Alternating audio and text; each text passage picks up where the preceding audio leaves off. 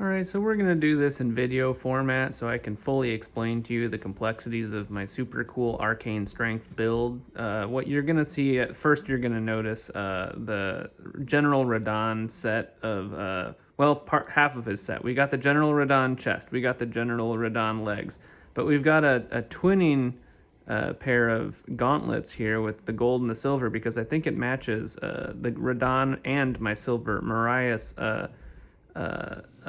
mask thing up there. But the real reason I'm doing the whole gold and silver thing is because of this weapon. Let me get a good... it's hard to do this well. Yeah. So we got Mohgwyn's Sacred Spear, Lord of Blood. But basically the premise of this whole build is I use big weapons and arcane, which further increases my chance to get things to bleed, which is one of the best ways to do damage in this game.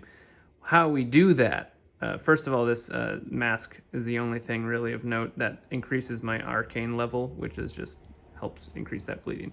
Anyways, what we're gonna do, I'm gonna show here. So we've got, wrong inventory here. We gotta go to equipment now.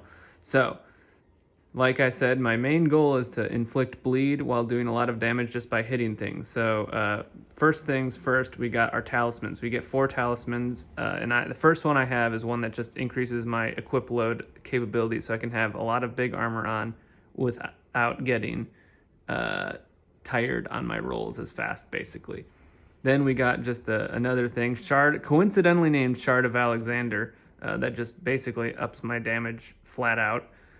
This Millicent's prosthesis, I'll explain in a second, but basically it increases my damage on successive hit, which is necessary. And then we got the Lord of Blood's Exaltation. Of course, we've got the Lord of Blood's Exaltation, which increases my damage by 20% anytime blood loss occurs in the vicinity, which one of my weapons does blood loss damage. So this increases my damage 20% pretty much all the time. So we got the moment you've been waiting for. What do these 2 cool swords do? Well, I'll switch to my Mariah's Executioner's Blade first. This is the first thing I had everything set up for. I took a very long time, probably 30 hours just to get this fucking sword, and that was the whole reason I did this build. But it does this sweet spinning thing. It gets some range on there, and then that Millicent's prosthesis thing that increases my damage on successive hit, that takes into account every one of these hits, and so it just really stacks up damage really quick. So that's the main thing. It's a lot quicker of a sword than as far as big swords go, it's, pretty quick. But then I just got this last night, the Mohgwyn's Sacred Spear. This has the Bloodborne Ritual as its superpower, basically.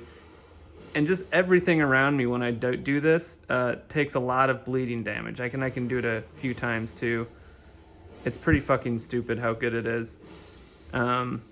And yeah, that's basically the build, and that inflicts bleed damage, so every time that does it, my damage goes up 20% basically because I have that one talisman.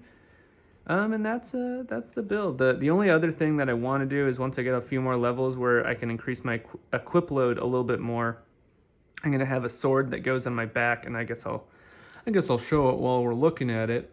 That is called the Blasphemous Blade. I don't have the attributes to wield it, which is fine because I'm not going to wield it. I'm just going to have it on my back. And what it does on my back, first of all, it's really fucking cool.